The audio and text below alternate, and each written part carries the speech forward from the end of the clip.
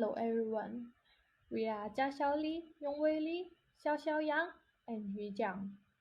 We are Group 5. After our research, we chose Melbourne as the next Disney location. Why we chose Melbourne?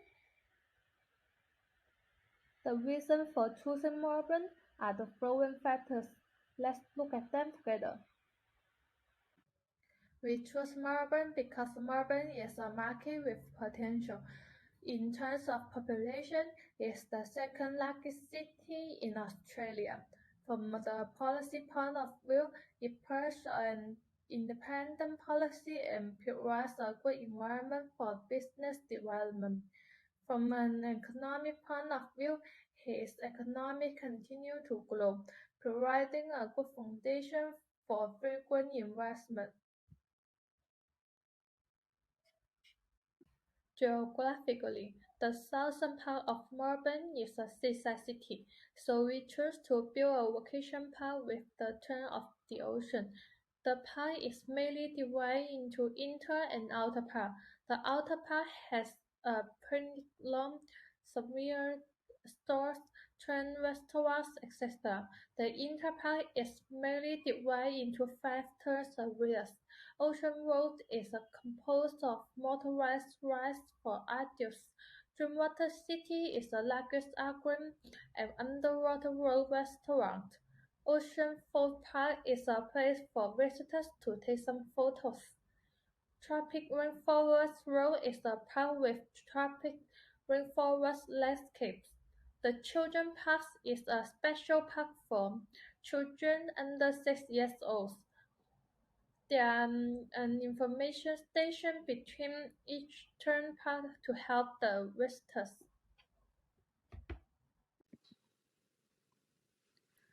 In order to enter the Australian market, Disneyland needs to understand not only its own market attractiveness in pushing forward its business, but also needs to understand the local culture in advance, especially in the commercial activities to avoid the problems caused by cultural differences.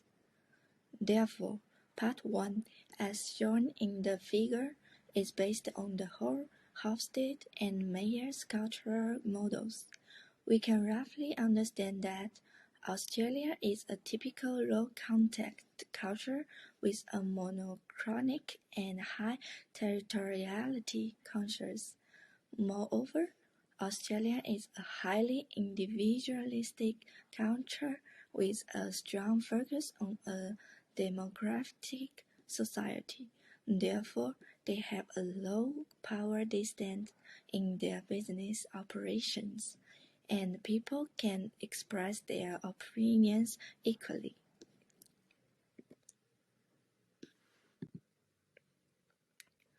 Remarkably, according to Mayer's cultural model, we can compare the performance of Australian, American, and British countries in different dimensions of the business activity progress, such as communicating, evaluating, leading, deciding, trusting, and so on.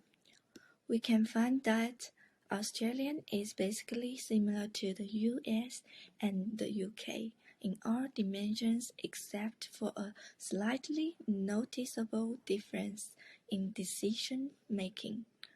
From this, we can point out possible operational implications.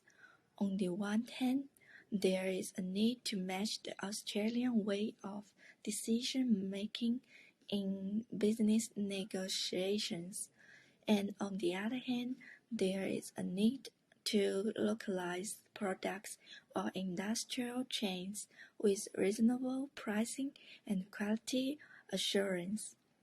Furthermore, the issues of racial discrimination needs to be focused on. We can also make the necessary adaptations to address possible problems. For example, respecting religious habits, such as eating habits. Besides, a picnic area could be developed which is popular with local Australians. In addition, there could be also some pet storage points to meet the needs of the locals who love to take their pets on vacation. Finally, the transportation infrastructure, both inside and outside parks, needs to be improved, such as providing accessible facilities inside the park and tow vehicles for visitors to take a break. Now we can look at the market segmentation. Here we talk about the Australian market in four segments. In the demographic segmentation, we can target the main audience is families, and of course, we will not ignore the adult and teenager customers groups, so we will see the facilities of local interest. In the geographic segmentation, although the target customers of Disneyland are distributed globally, the largest audience is located in North America. Australia's culture is not only similar to that of North America, but is also a major capitalist developed country and therefore has an advantage over most other countries when it comes to creating a Disney park. Through behavioral segmentation, we know that Disney is consumed by families, but the main travel season is during the children's holiday. Of course, there are people who consider entering Disney for birthdays and weddings, and Australians have the habit of staying out overnight. So in terms of spending, they will be willing to spend a few more days at Disney. Finally, in terms of physical segmentation, according to the survey, most Australians are in the middle class, and spending power is not bad. Coupled with good social welfare and many soft sides, people's life is not very stressful, thus most people are willing to enjoy life. Australia is a multicultural and inclusive country, so Disney as an iconic brand is universally acceptable to everyone.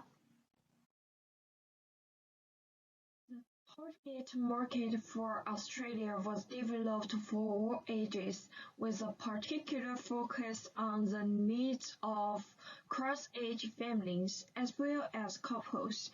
Based on the economic market condition in Australia, the target audience needs to be placed at middle and upper class consumer as well a way to achieve profitability. The second aspect of attracting consumers is to incorporate local characteristics and to target different ages and genders. In terms of position, Disneyland will be a place that connects or reconnects people to their childhood and brings solace to their hearts. The position maps show that Disney has a lot of competitors, but is known for its brand image and has a unique and reputable competitive advantage, while this difference is often readable for consumers. Okay, so let's talk about the sustainability of Disney. We should consider and integrate the concept of sustainable development as early as the stage of project design, and try to actively fulfill our commitment to environmental protection and resource conservation in Disney daily operations from different perspectives. First of all, in terms of product services, it is necessary to ensure that the products are green and sustainable as far as possible, and replace the packaging with sustainable green materials to greatest extent to reduce the overall impact on the environment. Then, in terms of energy, we should find ways to reduce operating costs and increase the elasticity of energy supply. In addition, we must also do a good job in garbage collection. Disney staff should not only do a good job of sorting personal garbage. Regarding the protection of biodiversity, we can build more nature parks and animal theme parks to help children learn about the rich natural resources and diverse ecological environment, and cultivate a lifelong awareness of environmental protection. In addition, we also need to carefully choose the site to build Disney. It is necessary to avoid farmland, wetlands, and forests as much as possible, maximize the use of public transportation, and reduce the amount of private vehicles to reduce air pollution and traffic jams. In order to achieve sustainable green development, it is recommended to use solar energy and wind energy to generate electricity during the construction process, and strictly control the environmental protection and water consumption of the park materials. Finally, we can also host Earth Month events.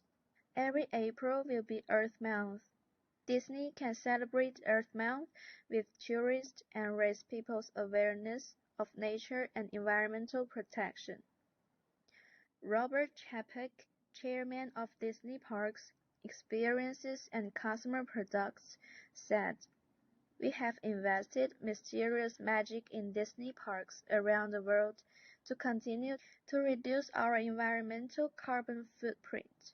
However, whether Disney can really succeed against all odds, let us wait and see."